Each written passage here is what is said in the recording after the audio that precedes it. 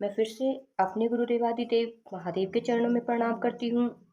इस कालखंड के महामानव शाह हरिंद्रानंद भैया एवं शक्ति शेरूपा दीदी नीलम आनंद के चरणों में प्रणाम करती हूँ। समस्त गुरु भाई बहन के चरणों में प्रणाम करती हूँ। मेरा प्रणाम स्वीकार करें।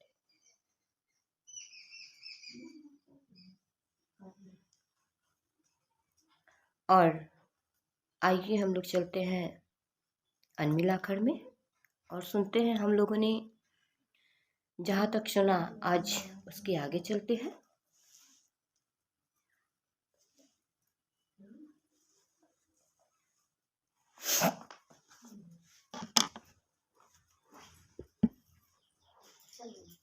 हम लोगों ने सुना, हमारा लास्ट लाइन था, तंत्र आगामों के ही परिवर्ती रूप है। और आइए इसके आगे चलते हैं। हरिंद्रानंद साहब प्रेम को तंत्र का मूल मानते हैं। तंत्र में प्रेम करने के जन्मजात गुण के कारण यह विधा सबके लिए सुलभ है। शिव ने सभी को परमात्म तत्व का अधिकारी माना। हम पाते हैं कि उपनिषदों ने वेदों से आए यज्ञाधिक कर्म को पुरानी नाव कहा। उपनिषदों को विश्व में अत्यधिक ख्याति प्राप्त हुई और इन्हें चिर नवीन माना जाता है। विशद व्याख्या करते हुए बताते हैं कि परवर्ती काल में शिव द्वारा प्रतिपादित तंत्र को भी वेदों की शरण में जाने को विवश होना पड़ा। ऐसा देखा गया है कि तंत्र की प्रेम और भक्ति से जनित उपासना की मुख्य धारा विभिन्न क्रियाओं के गड्ढे में रुकने लगी।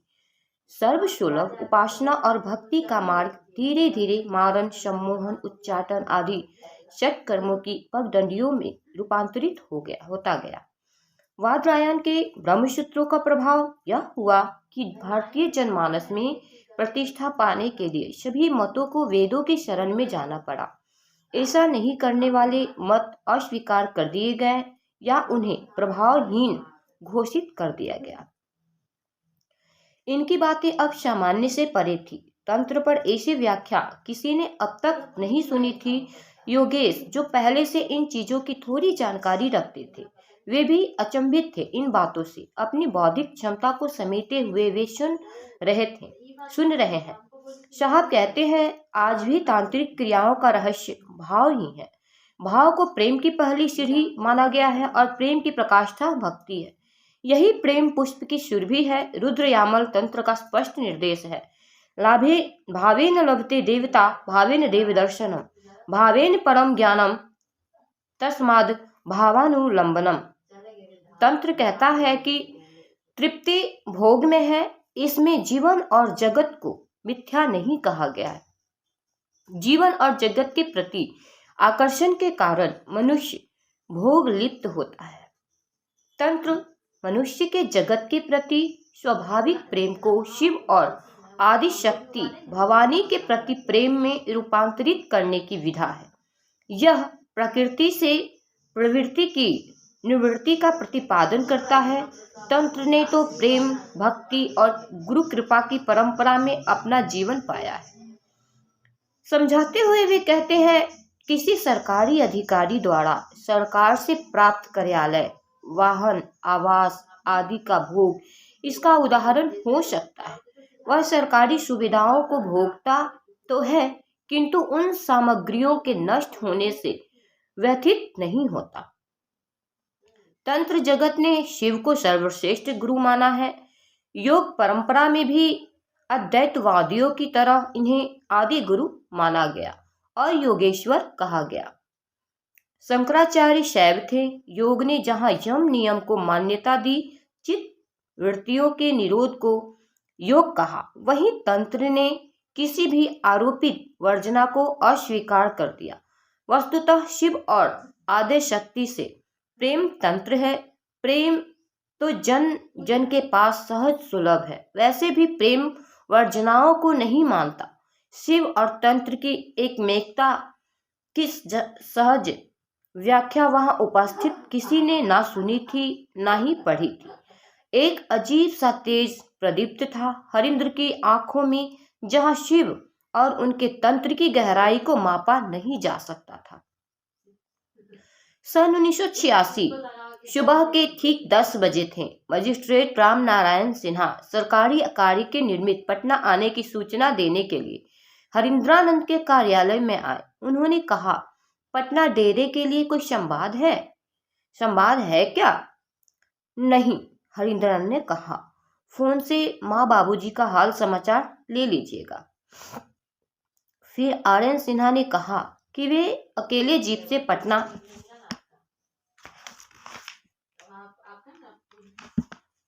जा रहे हैं।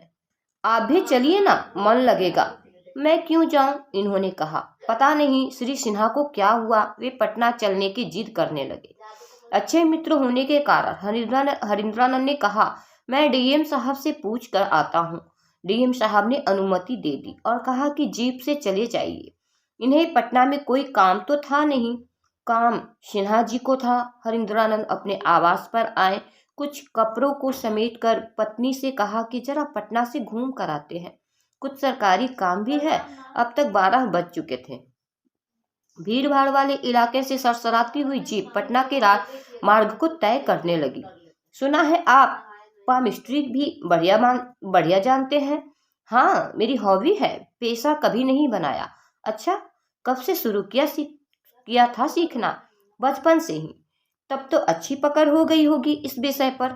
हाँ, अभी तक तो जितनी भी भविष्यवाणियां की है, एक आध को छोड़कर सभी सटीक साबित हुई है।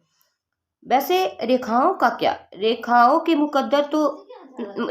से मुकद्दर तो नहीं बनते, मुकद्दर तो ऊपर से ही बनकर आते हैं। तो आपको क्या लगता है कि आदमी के वश में कुछ नहीं? देखिए, मेरा अनुभव जहां तक कहता है कि प्रारब्ध जनित कष्टों से पूर्णतः मुक्ति नहीं हुआ जा सकता। हाँ, अपने प्रयास से कुछ संशोधन हो सकता है। आपने तो शिव को गुरु बनाया है ना? हाँ, बहुत पहले ही बनाया था, जब वह शिव साकार अवस्था में है। नहीं तो आपने गुरु कैसे बनाया? देखिए, गुरु का शरीरधारी होना आवश्यक नहीं। शिव के निराकार या साकार अवस्था में विभेद नहीं किया गया है। वह निराकार हो या साकार है, वो है तो शिव। उसकी दोनों स्थितियां हो सकती है। आपको स्वतंत्रता है कि आप उसकी निराकार शक्ति को स्वीकार करें या साकार स्वरूप को अंगीकार करें। सिन्हा साहब का मन आज प्रश्नों का अंबार लेकर आया था। उन्होंने फिर पूछा, आप सभी को नमः शिवाय से नमन करने की सलाह क्यों देते हैं? मैंने तो आज तक ओम नमः शिवाय ही सुना है।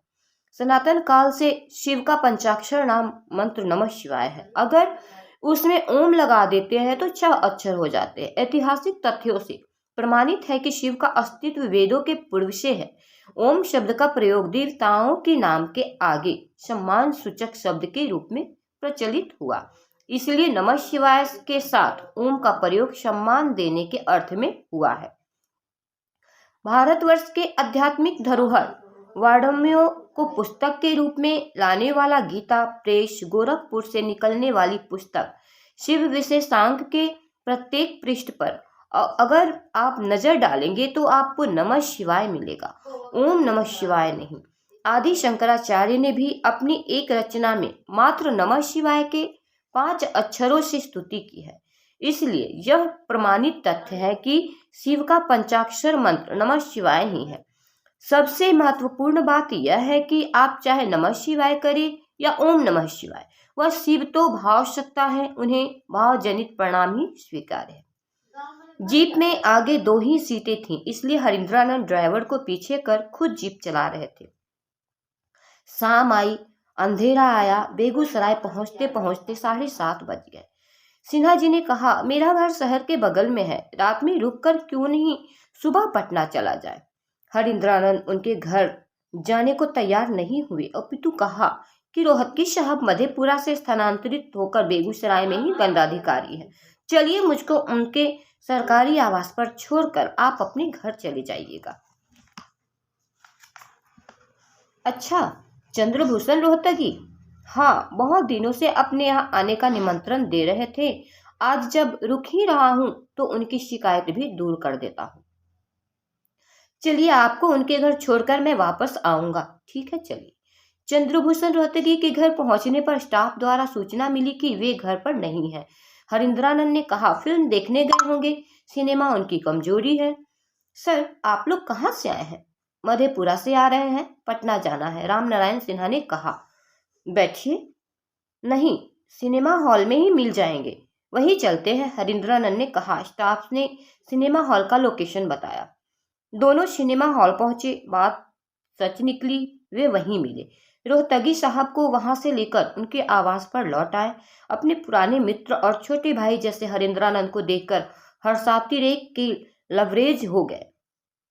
रोहतगी बाबू दोनों बाहर बागवानी में लगी कुर्सी पर बैठकर गप करने लगे। शिव गुरु विषयक वार्ता के साथ साथ सांसारिक बातें भी चली। उन्होंने कहा, अगर आपको असुविधा ना हो तो कुछ दिन यहाँ रहते।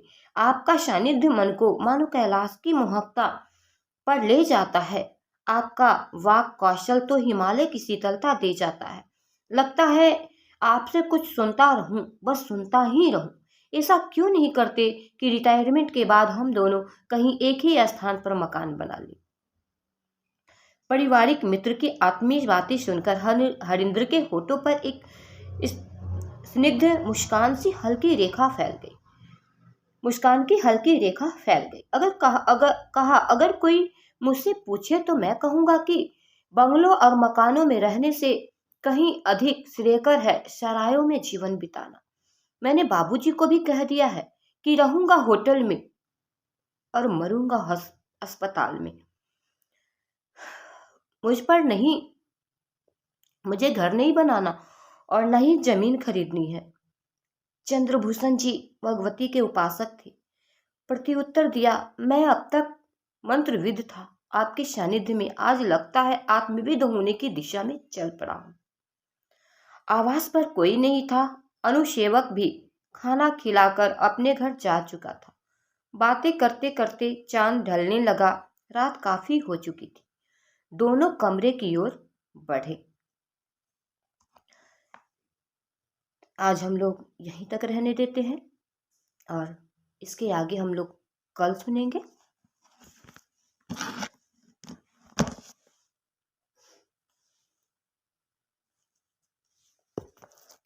मैं फिर से आप सबों के चरणों में प्रणाम करती हूँ। मेरा प्रणाम स्वीकार करें।